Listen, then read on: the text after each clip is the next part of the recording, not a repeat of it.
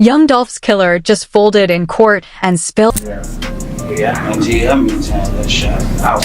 Aiming for Dolph. No, I ain't for Dolph. Was he able to say anything to y'all, or was he able to run or get away at all? I shot through the glass, so I want close up on him. I'll shoot through the glass. But here's the wild part. He didn't just admit to pulling the trigger. He claimed Big Juke gave the order, and that Yo Gotti was behind it all. Word is Gotti could be getting cuffed any day. Now, let me break it down. When the streets started talking and the truth came out, picture this. You in a Memphis courtroom, and one of the cats who allegedly blew Young Dolph's candle out is sitting on that witness stand about to break the ultimate hood code. We talking about snitching on a level that got the whole trap music game shook. And this dude about to spill all the tea on how the biggest names in Memphis allegedly orchestrated a hit that changed hip-hop forever. The homie who decided to flip and tell everything was Cornelius Smith, one of the two alleged shooters who supposedly sent Dolph to meet his maker. But check this. Homeboy wasn't just confessing to catching a body. He was about to expose what prosecutors said was a whole conspiracy that went straight to the top of one of the South's most successful record labels. When them prosecutors started rolling that Say y'all. Yeah, this is right there.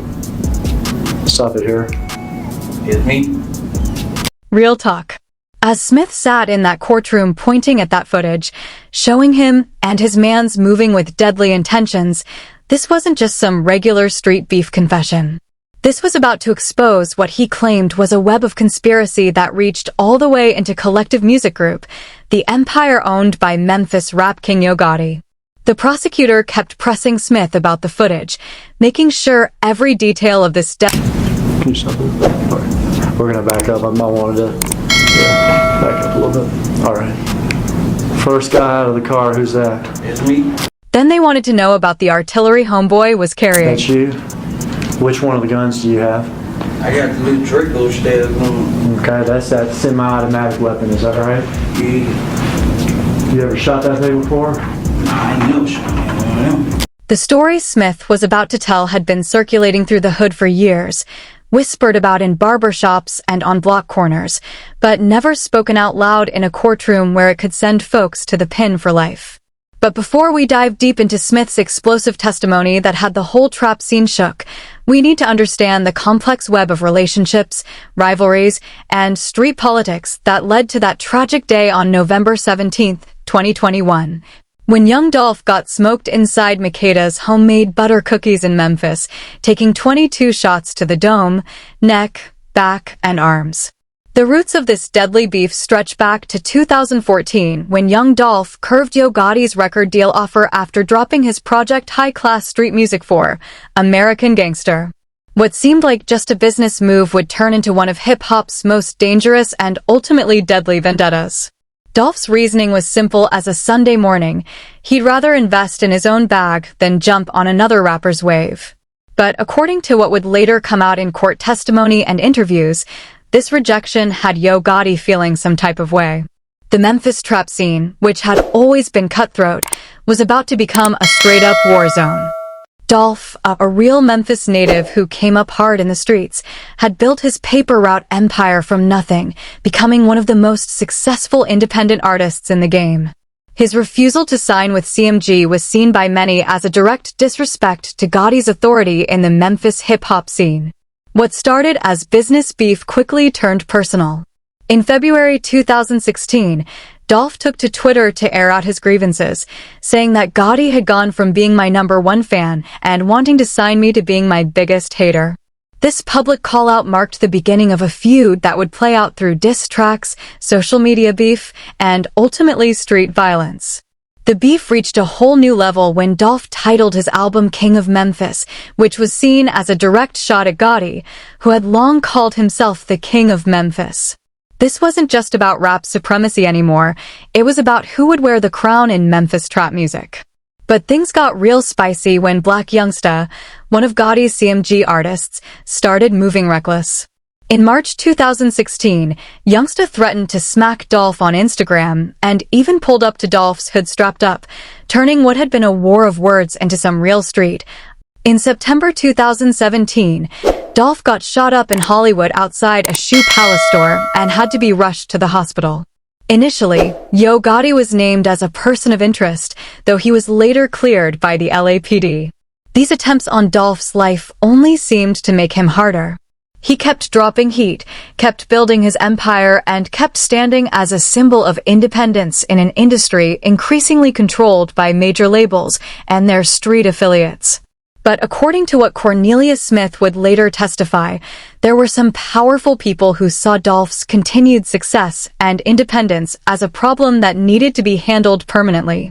When Young Dolph sat down with the Breakfast Club in 2017, he broke down his perspective on the ongoing beef. When they asked him about whether he could respect his rival despite their differences, Dolph was real about his position. He talked about a meeting where he felt completely disrespected by how his rival spoke about his own artists and made it clear that respect was everything to him. The interviewer kept pushing about whether the situation could ever be squashed, but Dolph was firm about where he stood. The main player in these allegations was Anthony "Big Juke" Mims, Yo Gotti's older brother and a key figure in CMG street operations. During Smith's testimony, prosecutors alleged that Big Juke had put a $100,000 bounty on Young Dolph's head, a claim that sent shockwaves through the entire hip-hop community. But Big Juke's alleged involvement in this conspiracy would remain forever a mystery.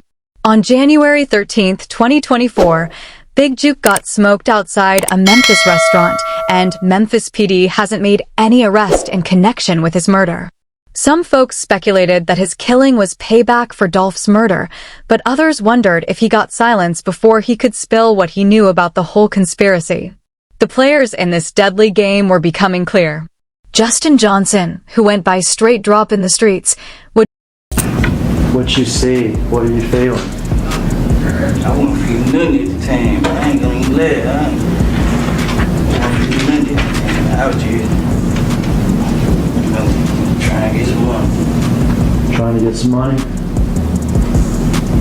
Bet you probably would have wasted on oxycodone and ecstasy. You shot that gun a bunch? Right in there? Right then and there. What Smith revealed in his testimony wasn't just some random street beef for a robbery gone wrong. It was what prosecutors described as a calculated hit job allegedly ordered by Big Juke and orchestrated by Hernandez Gavin, the alleged mastermind who had connections to both the streets and the music industry. The most chilling part of Smith's testimony was his detailed description of the actual shooting. When the prosecutor asked him, Yeah, I can tell you how many times I shot out. Aiming for Dolph? I ain't know.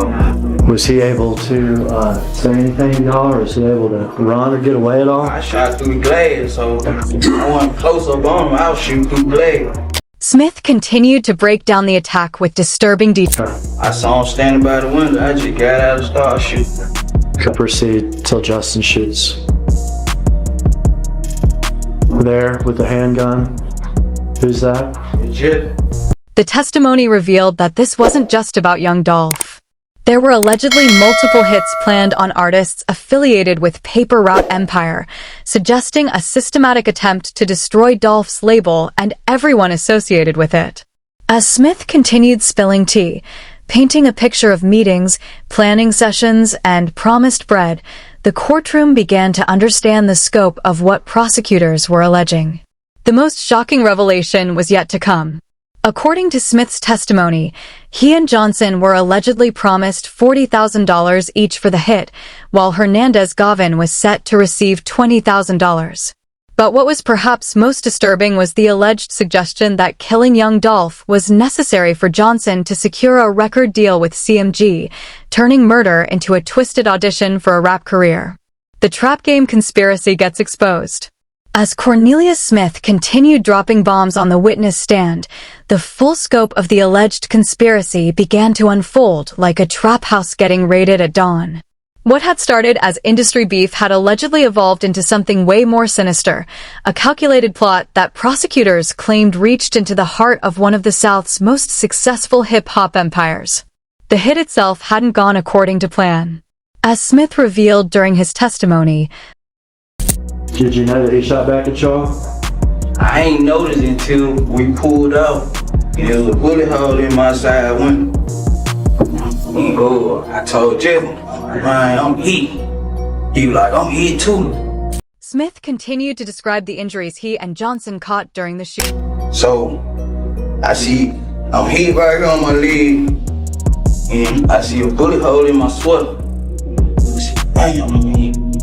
So, we driving out, he was saying he was hit. The fact that both alleged shooters had caught bullets during the attack added another layer to Smith's testimony, providing physical evidence that backed up his account of what went down.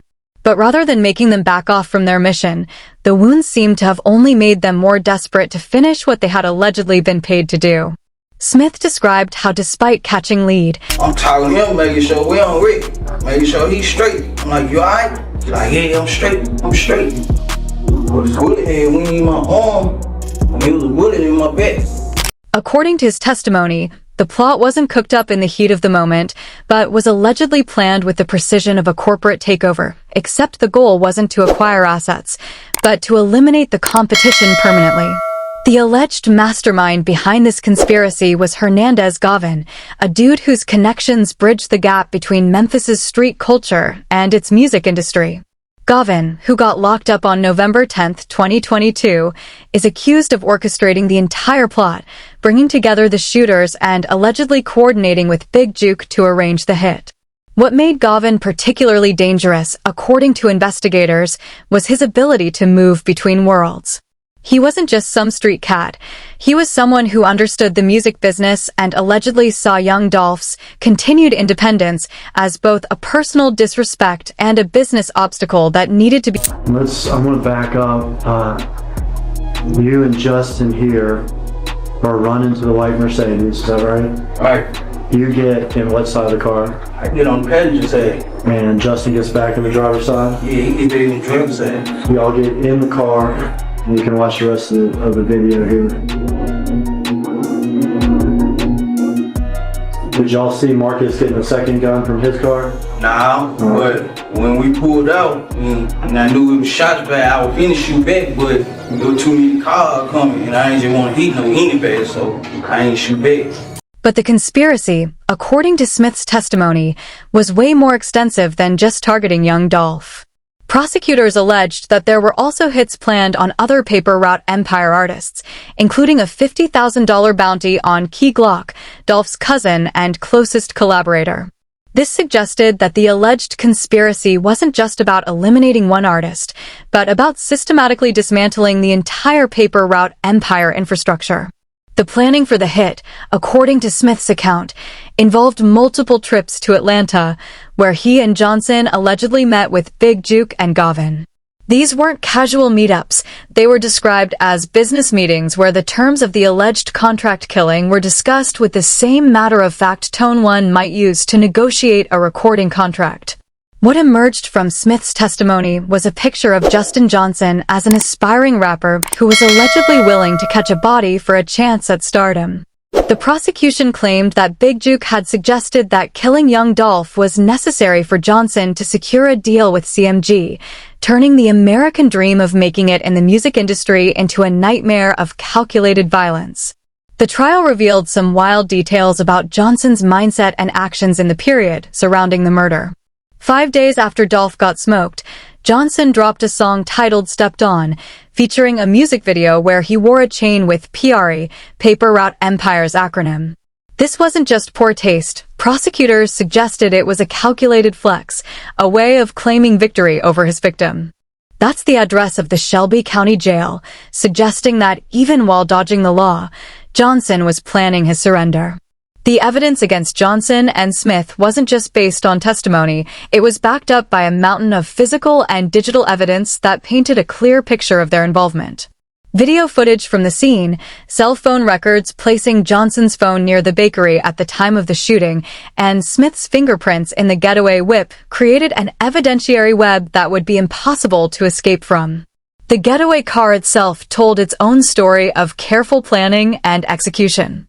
The white Mercedes-Benz used in the shooting was stolen, suggesting that the conspirators had planned not just the hit, but also their escape route. This level of preparation indicated that the murder wasn't a spur-of-the-moment decision, but a carefully orchestrated operation. The trial also highlighted the alleged casualness with which the conspiracy was allegedly planned and executed. According to Smith's testimony, the discussions about killing Young Dolph were conducted with the same matter-of-fact tone one might use to discuss any other business transaction. This wasn't portrayed as a crime of passion, but as a calculated business decision with deadly consequences, street justice, revenge, and bodies dropping in Memphis. The conviction of Justin Johnson marked what many thought would be the end of one of hip-hop's darkest chapters.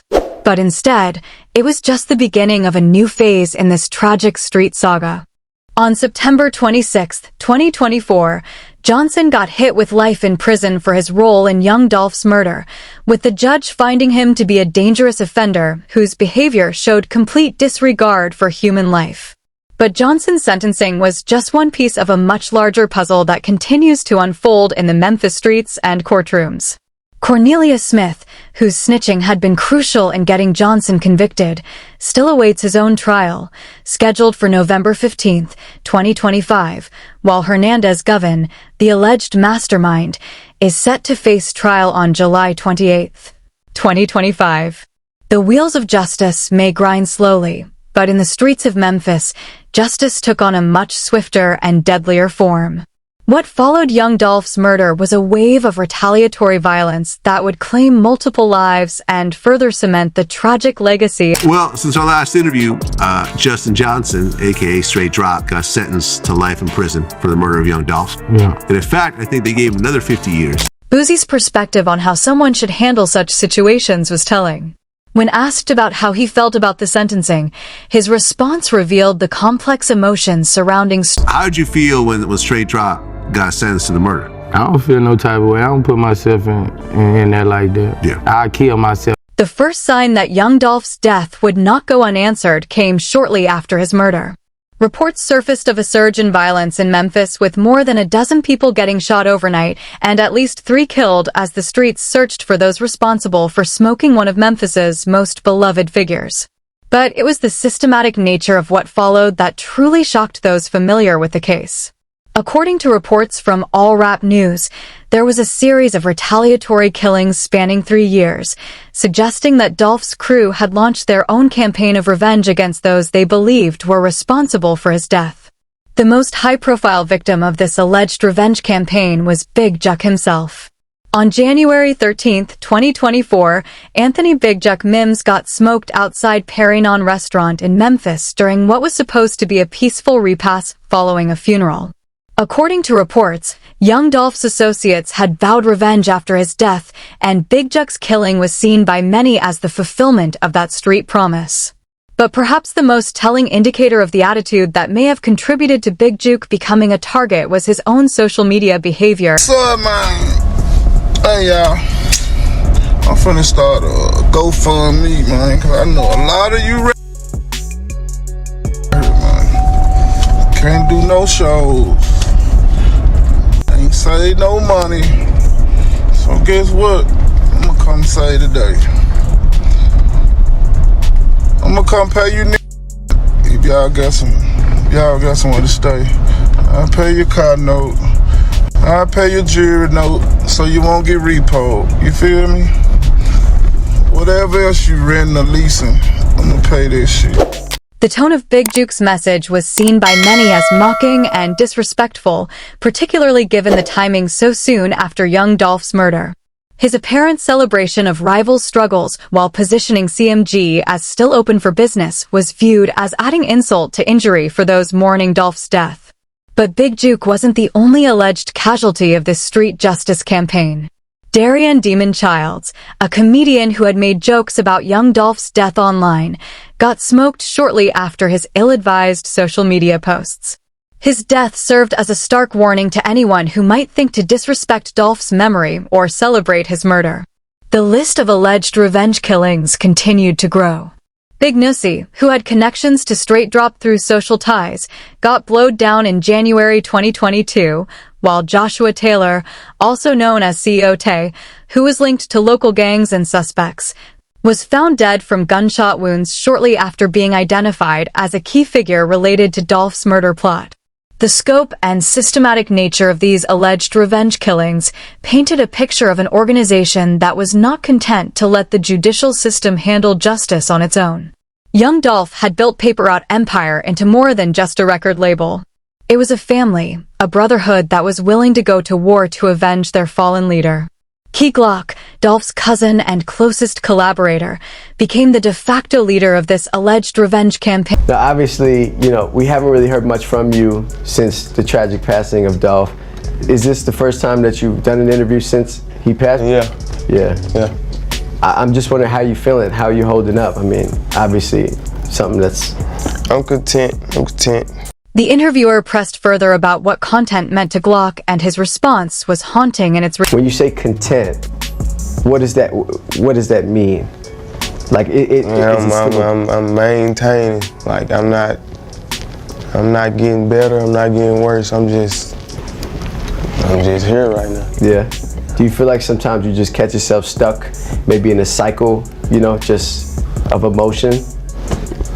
All the time. I can't shake it, bro. I can't ignore it. I ain't gonna lie. When asked about how he learned that his cousin had been murdered, Glock's recollection was... Do you remember how you found out and where you were? Never forget, yep. Where were you at? I was at home. Laying down, actually. He continued to describe that moment of devastating realization. And did somebody call you, or? Somebody called me in the house. Like, how you can hear when somebody call your name, like the tone of their voice, like you know something wrong, you just don't know what it is. Yeah. That's what it was. When asked about how he was coping and what he was doing to heal, Glock's response revealed... Obviously, it's not something that anybody saw coming or even should have happened in the first place, but what kind of things have you been doing to try to be better and to try to, move past? Do you have people close to you that, maybe you're trying to keep your mind occupied, or, maybe you're trying to just distract yourself? What kind of ways have you been? Man, ain't nothing. Nobody can tell me it ain't nothing I can do that'll make me feel better. I'm just be 100. The message from Paper Route Empire was crystal clear. Young Dolph's death would not go unpunished, and anyone who had played a role in his murder or celebrated his death would face the consequences. This wasn't just about seeking justice through the courts. This was about street justice administered with the same ruthless efficiency that had allegedly been used to plan Dolph's murder. The impact of this cycle of violence extended far beyond the immediate participants. The impact on Young Dolph's family has been immeasurable. His fiancée, Mia J., has spoken publicly about feeling excluded from the legal process and learning about case developments through media reports rather than official channels. Her frustration reflects the broader sense that the system failed not just to protect Dolph, but to properly support his family in the aftermath of his death. Jarkus Johnson, Justin Johnson's half-brother, also got caught up in the conspiracy, pleading guilty to accessory charges for helping Justin Johnson escape and hide out after the murder. His involvement showed how the conspiracy had tentacles that reached even into the killer's own families, drawing in people who may not have been involved in the original planning, but became complicit in the cover-up. The trials of Cornelius Smith and Hernandez Govan will likely provide more details about the conspiracy and may answer some of the remaining questions about who else was involved and how high up the alleged conspiracy reached. But regardless of what those trials reveal, the damage has already been done. One of Memphis's most talented and beloved artists is gone. Multiple families have been shattered, and a community has been forced to confront the deadly intersection of entertainment and street culture. Thank you for watching. If you enjoyed watching this video, click on one of the boxes playing on your screen to watch more similar content.